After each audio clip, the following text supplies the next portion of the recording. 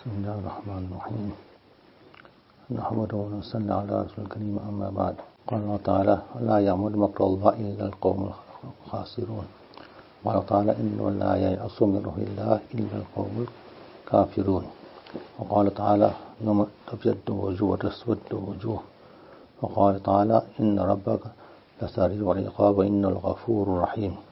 Wa qala ta'ala, innal abrara lafi na'im wa innal fujjara lafi jahim. وقال تعالى فأما من ثقلت موازينه فهو في عيشة راضية وأما من خفت موازينه فأمه هاوية صدق الله العلي العظيم. ये इमाम नबी रहमतुल्लाह अलैह has combined fear and hope together in this ayat here and has explained few ahadith concerning this. A person in our life must have both things with us. One is hope also, and one is the fear of Allah subhanahu wa ta'ala also. Then the person will live a comfortable life, he won't commit any guna, and he'll turn towards Allah subhanahu wa ta'ala. Iman will get secure because of that. And the Sufia said that these two things are two wings, by which a person can reach high stages. And a person, because of his guna and sin and disobedience, fear the punishment of Allah subhanahu wa ta'ala, and at the same time have hopes in the rahmat and mercies of Allah subhanahu wa ta'ala. So these two conditions which prevails on a person, and concerning this topic has been started here. So one is for me to have hope in Allah subhanahu wa ta'ala, and the second thing is to have the fear of Allah subhanahu wa ta'ala also. So certain things a person likes, and certain things a person doesn't like. Certain things a person feels happy with it, and certain things a person doesn't feel happy with it. They just like sometimes. And concerning the time, you'll find there are three categories of where this thing will take place. One is the present situation, you'll find. And one is something of the past, thing that has been passed already, done already. And the third thing is something that will take place in the future. It will take place. So a person hopes and waits for something to come to realization in the future. If that whatever you are thinking, the time you think of the past, and you are remembering what happened in the past, then these are the thoughts of a person, and these are the remembrance of the person. This is what's called the memory of the person. Whether the thoughts of the past are good things or bad things, these are called thoughts and memories of the past. Whenever you think of it, and you're going into thinking mode of what happened in the past, then those will just say that something which has been gone past already, and this was what was in our which took place, and it is stored in our memory. And if the condition is such that when the things being taken place, then that you feel you have an immediate feeling within yourself, or there's a perception within yourself, or you'll find the consciousness within yourself, then that is the present state now, in other words. So a person, a state which he is going through at the moment, and then at that time he has this feeling within himself. He experiences this thing within himself. At that time, whatever transpires on him, that is called present, which is called present tense. We call it now present. Now at this time, now he's feeling this. So these are his feelings at present. And if the condition is such, that is the thing of the future you think of, and it's going to come to existence in the future. And those things which are coming in the future, which you feel, which you don't feel comfortable with, and by waiting for those things, you feel hurt within yourself, you have fear within yourself, then that is now fear. Now you can say.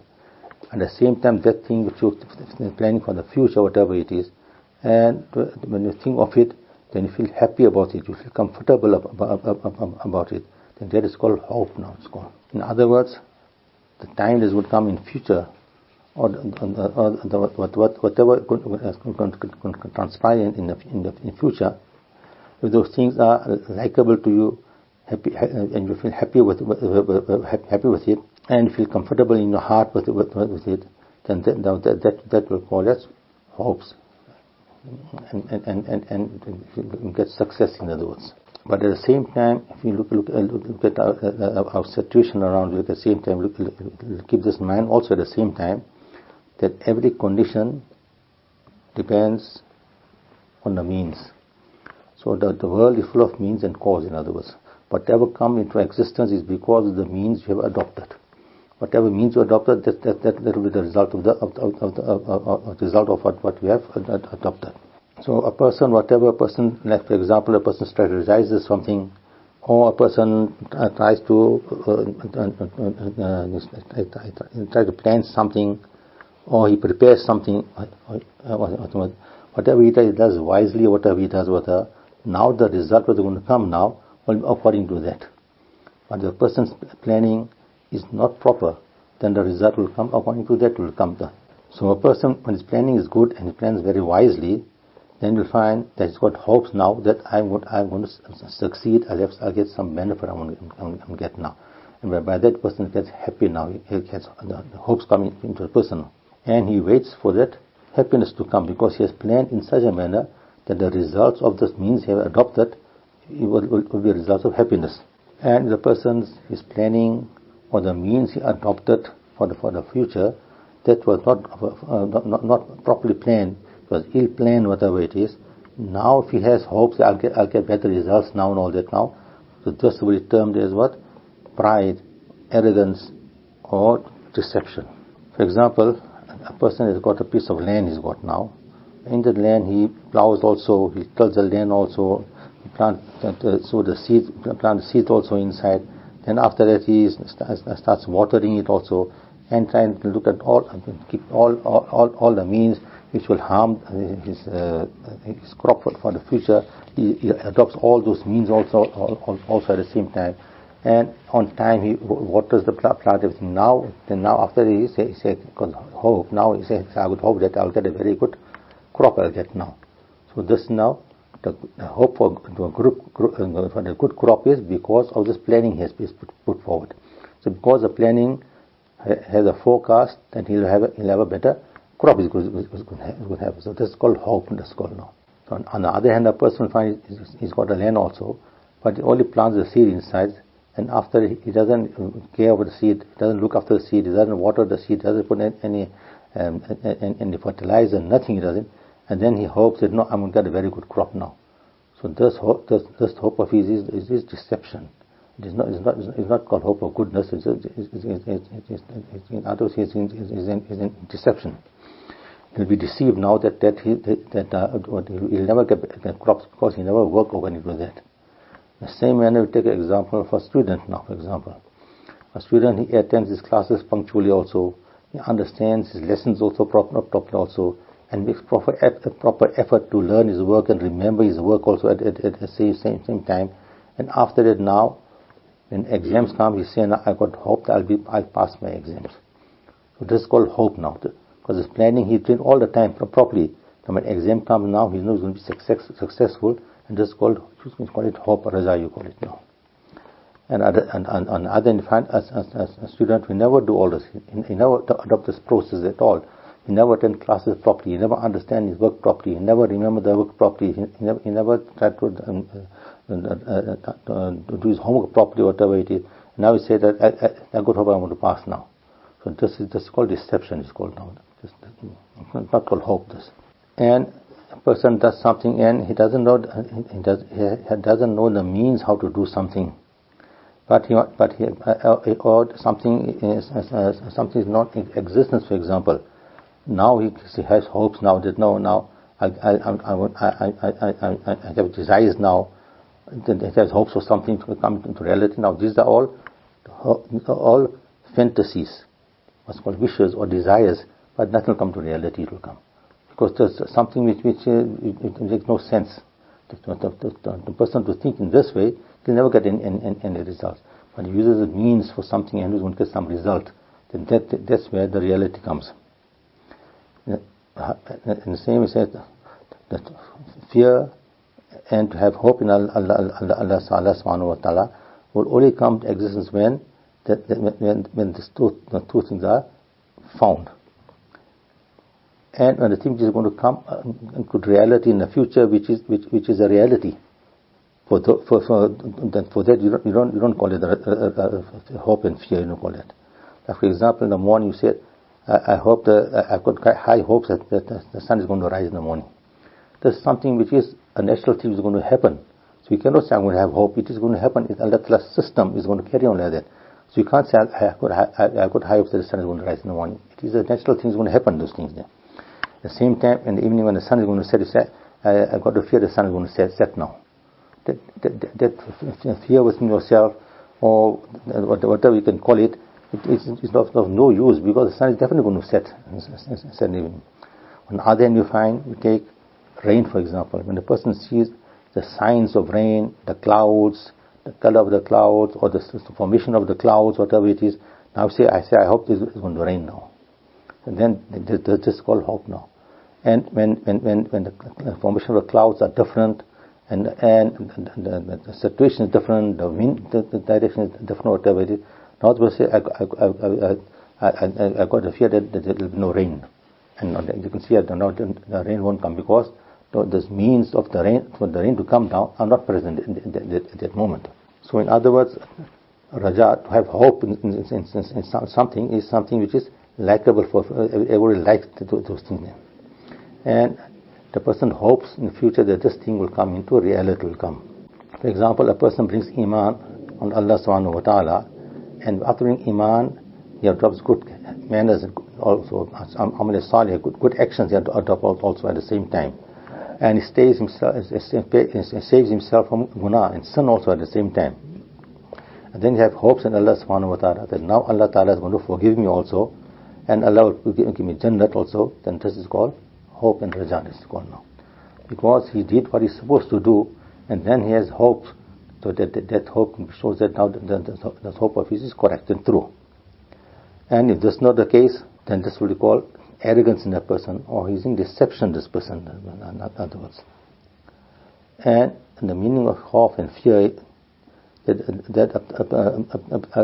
a person goes into guna and disobeys Allah, and got fear of disobeying Allah subhanahu wa ta'ala, that the person has got fear with him that if I make guna, I'm going to disobedience of Allah subhanahu wa ta'ala, that Allah ta'ala is going to punish me now.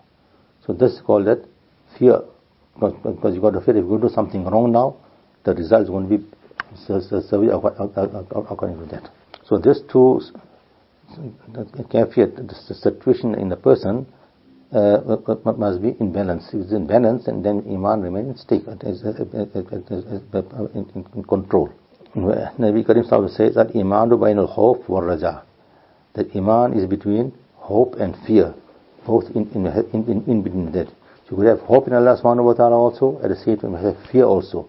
So in other words, a person's life is a balanced life, in other words. If a person only have hopes in Allah subhanahu wa ta'ala, then this person will become very bold to do guna, and to disobey Allah subhanahu wa ta'ala. You got hope that Allah will forgive. Allah is going to forgive you what's wrong. Allah is very kind. Allah is very merciful, whatever it is. So this person will become very bold to do wrong guna. So this will be against the spirit of Iman. Or otherwise, the fear is so much on him that he loses hope in Allah Ta'ala at all. Allah will never forgive me at all. So this is not called Iman, in other words. So in between fear and hope, a person lives his life, then that is called Iman. So in other words, on one side you must have that hope in Allah subhanahu wa ta'ala. I did something good now, Allah is going to reward me definitely. On the other side you must have fear, I can't do guna, I can't disobey Allah subhanahu wa ta'ala, otherwise Allah is going to punish me. So the Iman is in between that now. And some people have explained it in different ways. They give an example, they say, according to a person's nature, that's what happened. For example, they say, there's water also, and there's bread also, for example, now. Now, how will you describe the two now? So now, if a person says, I'm very hungry now, so what will you tell him now? Give him the bread, you won't give him the water. And other than the person says, I'm very thirsty now, so you give him the water, you won't give him the bread. So how the person's hopes are according to that, the person will get a return of it. But the person says, I'm very hungry and I'm very thirsty also, both will give him after it.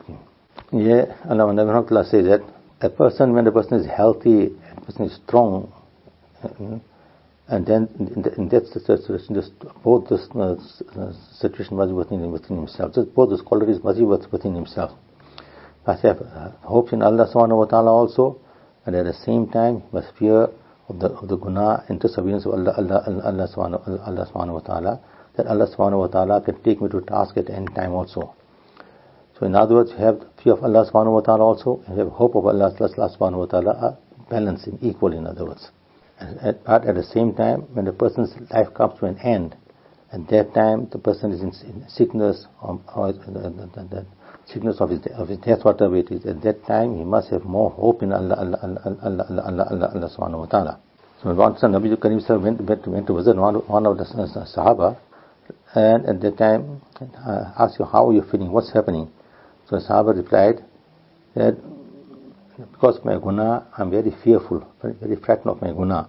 At the same time, I got hope in Allah Ta'ala's mercies also at the same time. Then Nabi Karim replied to this answer of his, replied, the person, whatever hopes a person has got, Allah will respond to him according to that. And the person who fears something, Allah Ta'ala will save him from that also at the same time. So it shows how you have and how you conduct your lives. According to that, Allah will respond to you also at the same time. And in Shariat also you'll find the laws of the Shariat of the Quran, Hadith also will give you this type of examples, will give you also. So you look in the Quran also, you'll find many ayahs of the Quran will come in such a manner you'll find, where you'll get hope also, and where you'll find there is fear also at the same time. That's why Nabi Rahmatullah brought about these ayats of the Quran, where he mentioned, فَلَا يَعْمَنُ مَكْرَ اللَّهِ إِلَّا الْقَوْمُ الْخَاسِرُونَ. Somebody is fearless of Allah's grip of punishment, then those are the people who are in loss. And to be in this, and to be fearless of Allah Ta'ala's punishment, there is not a sign of iman. Another ayat brought about here was, إِنَّهُ لَا يَعْصُمْ مِنْ اللَّهِ إِلَّا الْقَوْمُ الْكَافِرُونَ. Only those people lose hope in the mercy of Allah subhanahu wa ta'ala who are disbelievers. So we find in the first ayat we'll find that those people who are fearless of the grip of Allah subhanahu wa ta'ala, those people will be distant away from the rahmat of Allah subhanahu wa ta'ala. Others, they got no hope in Allah subhanahu wa ta'ala. And you also will find that those people lose hope in Allah subhanahu wa ta'ala, those people are who got no iman of Allah subhanahu wa ta'ala, not non-believers. Another ayat brought to me, Yawma tabyaddu wujuh wa taswaddu wujuh, a day will come when some people's face will be shining, some people's face will be black. To show that the shining face will be because of the hope in Allah subhanahu wa ta'ala, and the place what will be black will be because of the fear of Allah subhanahu wa ta'ala. So the person in this world who's got this fear within himself, that my face mustn't become black by committing guna, and I must do good work and obey Allah subhanahu wa ta'ala, my face will shine and will glitter under the day of Qiyamah. So this hope and fear is always mentioned in the Quran also. Another ayat is mentioned, Inna rabbaka al-sari bil-iqab wa inna al-ghafurur rahim. Also Allah subhanahu wa ta'ala has put both these qualities here. Allah subhanahu wa ta'ala will give you punishment also. Allah will give you punishment very quickly also, and Allah is there to forgive you also at the same time. Allah is very kind and merciful also. So yeah, when you do something wrong, Allah can take your task quickly or give you punishment quickly also. And Allah can delay your punishment also at the same time. But at the same time, Allah Ta'ala is very merciful, Allah can forgive your sins also at the same time. Another ayat mentioned, فَأَمَّا مَنْ ثَقَلَتْ مَوَازِينُهُ فَهُوَ فِي عِيشَةٍ رَاضِيَةٍ وَأَمَّا مَنْ خَفَّتْ مَوَازِينُهُ فَهُوَ أُمُّهُ هَاوِيَةٌ. But those people who do some good work, good actions they did, that the pen of the scale will be heavier for them, and they will go to Jannah. They will go. And those people who did less good actions, the scale will be light, and they will go into Hawiyah, that is called Jahannam, they will go into. So here also we find ayat also in Quran also Allah subhanahu wa ta'ala explain both conditions of hope and of fear both. So Iman is in between that. So you could have hope in Allah subhanahu wa ta'ala, I've done something good now, Allah is going to reward me for it. At the same time, you have the fear also that if I do something wrong, Allah can punish me also at the same time. When a person lives a life of Iman, of cautiousness, and does good work all the time, and he slips up and makes a mistake, now they have now the hope comes that Allah will forgive me also now. So a person in the beginning, because he becomes just fearless and start doing wrong things and saying Allah forgive me, that is not correct. That's completely wrong there. Now here Imam Nawawi brought 3 hadiths concerning this topic here also now. The narrates from Nabi Karim sallallahu alayhi wa sallam, the punishment of Allah subhanahu wa ta'ala is so severe it is, the people of Iman got to know of it, then they will say that nobody will go to Jannat. And they will lose hope in way to Jannat already. At the same time, when you see the rahmat, the mercy and kindness of Allah subhanahu wa ta'ala, and the non-believers come to know about it, they'll think that everybody will go to Jannat, nobody will go to Jahannam, they'll think, So here now, Hazrat Umar,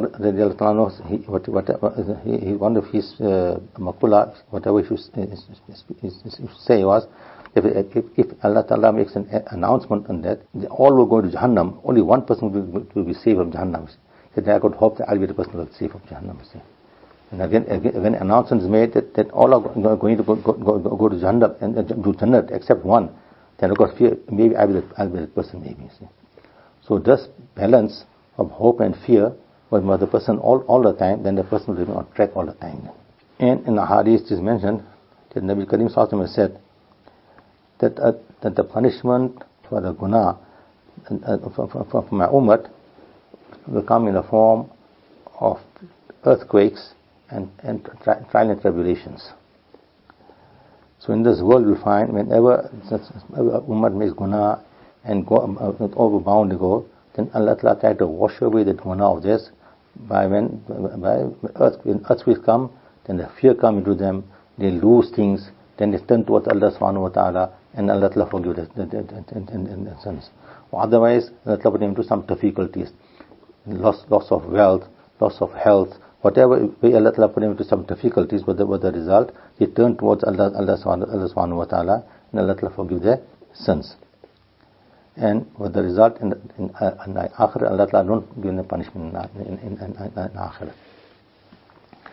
The Ali Rajal also narrates that in the world whose guna Allah Ta'ala has hidden away, has exposed to anybody, then got hope from Allah subhanahu wa ta'ala that in the year after also Allah Ta'ala will hide away his gunas. Allah won't expose his gunas in the year after also.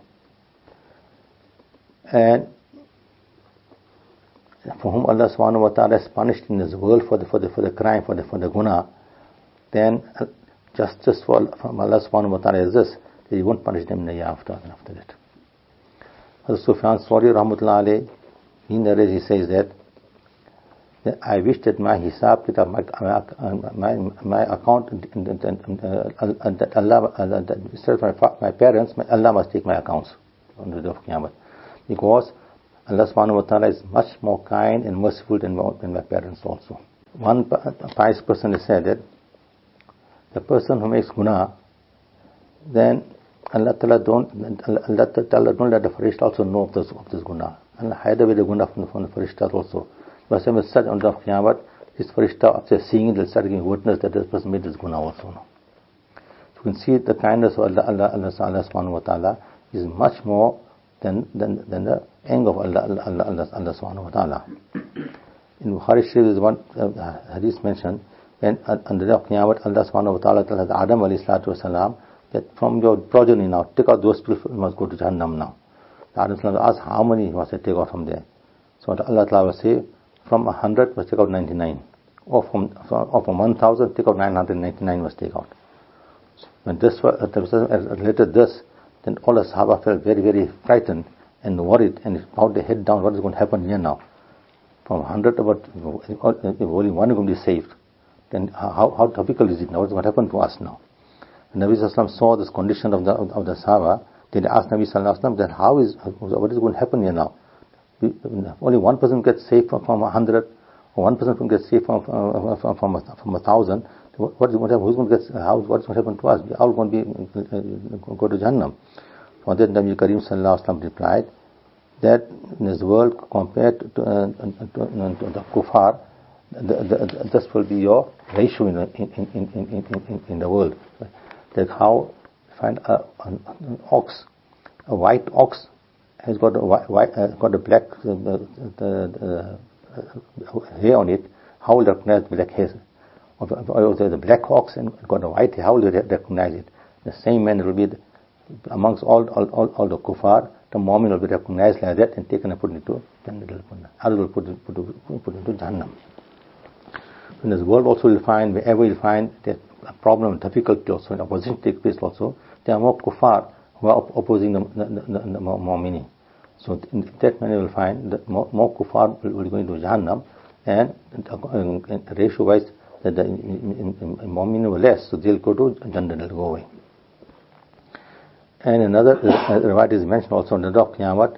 Allah tell the people who got Iman, now in your place now, take one Jew or take one Christian and put him into Jahannam. Otherwise, fidya for you, because Allah Ta'ala has a place for a person, Jannat and Jahannam. So now when you're going to go to Jannat, now you can't go to Jahannam. So Allah said, take this Jew or take this Christian now and put him into Jahannam in your place now. In some hadith, Allah Subhanahu wa Ta'ala mentions that if you come on the day of Qiyamah with the whole earth full of gunas to me, I will forgive all your gunas also. And it comes in hadith also that the person makes guna on the surface of the earth, then he turns towards Allah Subhanahu wa Ta'ala to forgive him. Then Allah Ta'ala tells the Farishta that look at this person here, he made so much of guna, and yet he knows that somebody is going to forgive him, that I'm going to forgive him, and that's why he turned towards me to ask for forgiveness, to give you witness that I've forgiven him. Because he knows that Allah Ta'ala said this person knows that Allah is going to forgive, nobody is going to forgive him. So because of that, Allah Ta'ala will get so happy with that thought of his that Allah will forgive him also. That Allah Ta'ala says that if you come to me without ascribing partners to Allah Subhanahu wa Ta'ala, without making shirk, then at that time, I'll definitely send you into Jannah. I won't put you in Jannah. So you can see from here, the important thing here is that you mustn't make ascribe partners to Allah Subhanahu wa Ta'ala. Don't make shirk with Allah Subhanahu wa Ta'ala. Then no matter how much guna you're going to make, Allah Ta'ala's kindness will overpower everything just because of that iman on Allah Subhanahu wa Ta'ala. Allah will put you into Jannah. In one hadith is mentioned that Nabi Kareem Sallallahu Alaihi Wasallam, Allah Ta'ala told him on the day of Qiyamah now, that you take the hisab account of your ummah now. Nabi Kareem Sallallahu Alaihi Wasallam will tell Allah Subhanahu wa Ta'ala that you are more kind and you know your servants more better than me also. So you take account of them. Then Allah Subhanahu wa Ta'ala tell Nabi Kareem Sallallahu Alaihi Wasallam, don't worry, today I'll never disappoint your followers now. Your ummah, I'll never disappoint them. So in the Quran also Allah Subhanahu wa Ta'ala says, يَوْمَ لَا يُخْزِي النَّبِيَّ وَالَّذِينَ آمَنُوا مَعَهُ. That Allah Subhanahu wa Ta'ala, Allah won't disgrace Nabi Kareem Sallallahu Alaihi Wasallam on the day of Qiyamah also. وَلَسَوْفَ يُعْطِيكَ رَبُّكَ فَتَرْضَى. Concerning this, Imam Baqir Abu Ja'far Rahmatullahi Alayhi says that people normally think that the ayat Inna Allah yaghfiru dhunuba jamia shows the kindness of Allah Subhanahu wa Ta'ala. I say, but according to us, the family of Nabi Kareem Sallallahu Alaihi Wasallam, this ayat وَلَسَوْفَ يُعْطِيكَ رَبُّكَ فَتَرْضَى it shows more kindness than that also. So we believe this ayat has got more kindness in it. So imagine when Allah Subhanahu wa Ta'ala of Qiyamah will forgive everybody in this manner, then that will display the kindness of Allah Subhanahu wa Ta'ala. Like before, so we mentioned that the 100% kindness there is. From the 99% Allah is kept behind with Allah for the day of Qiyamah. And only 1% Allah sends into the world, and that is displayed between a mother and a child, the parents and the child, in human beings also, animals also, reptiles also, we find that. So we find in the Quran also there are more ayats concerning rahmat, mercies of Allah Subhanahu wa Ta'ala compared to the punishment of Allah Subhanahu wa Ta'ala.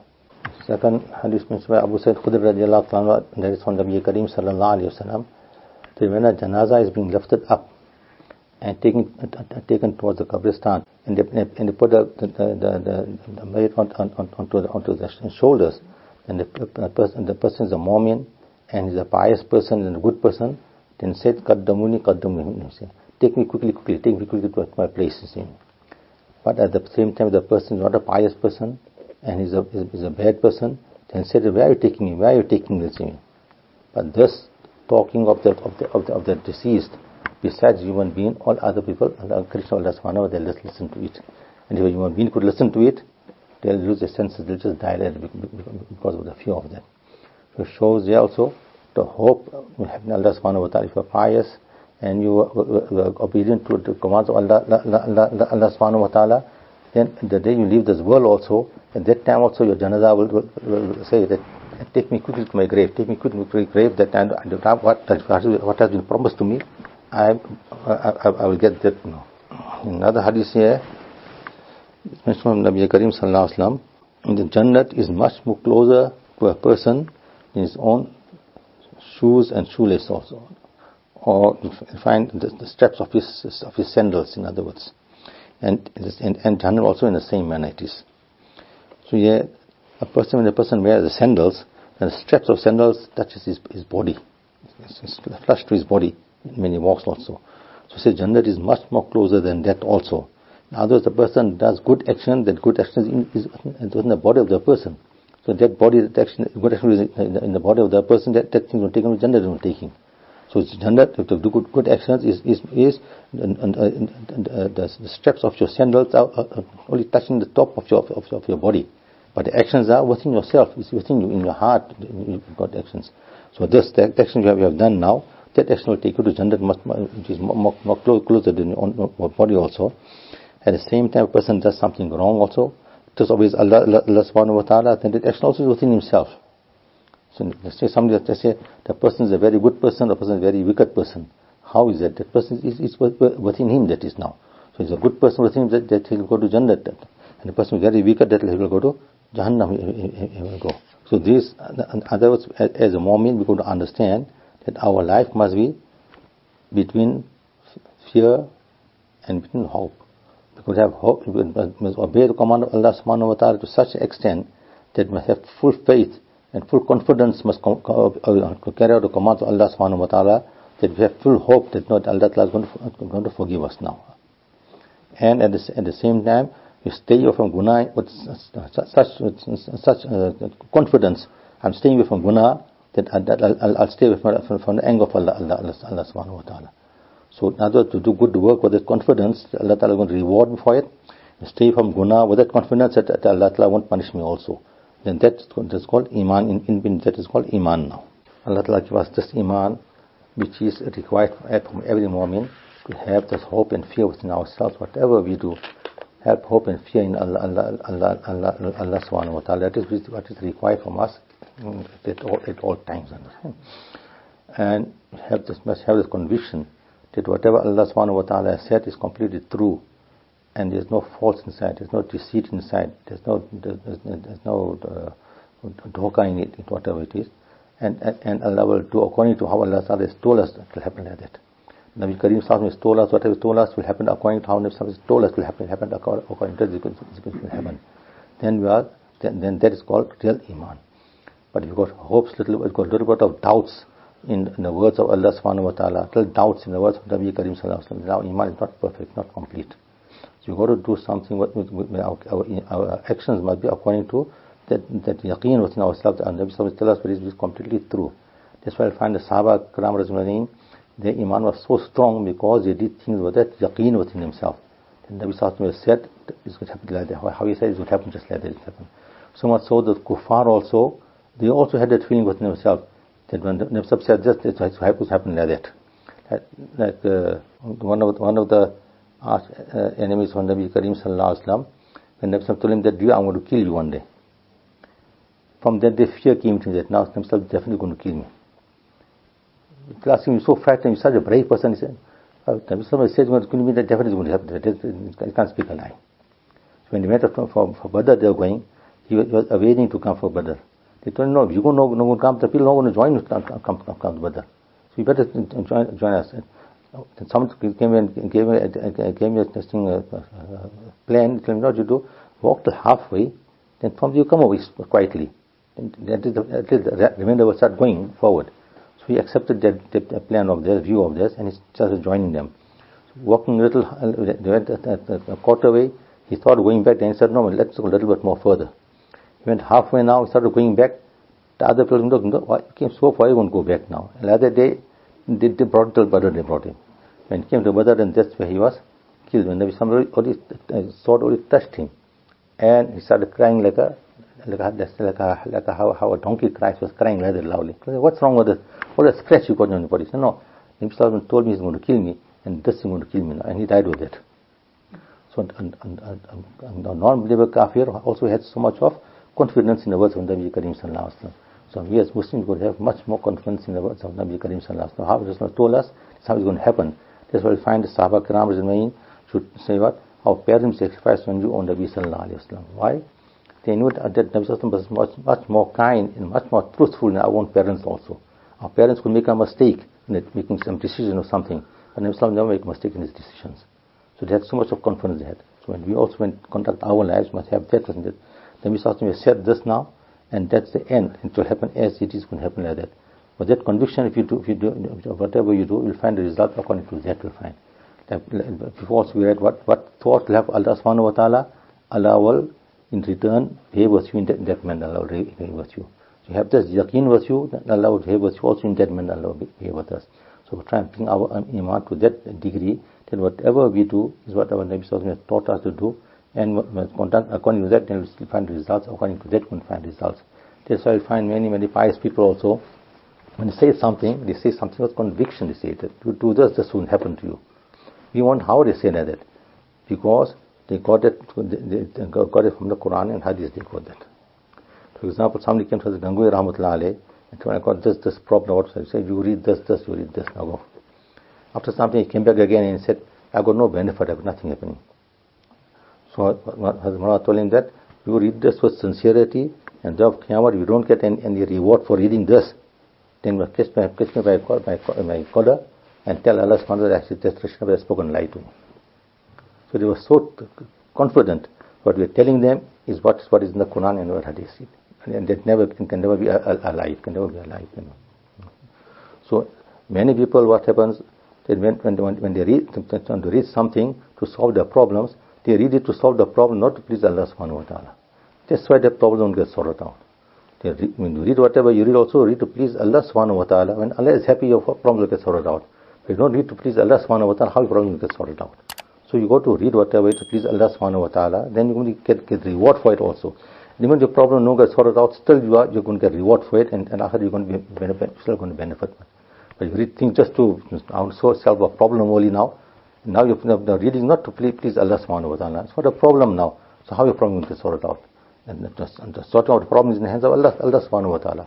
So whatever we do, we read to please Allah subhanahu wa ta'ala. Once Allah is pleased with us, then nobody can stop us from anything. Then Allah Ta'ala give us that yaqeen within ourselves, that whatever we do also, we do it with that yaqeen, that we also get the same results how the pious people have that results within themselves.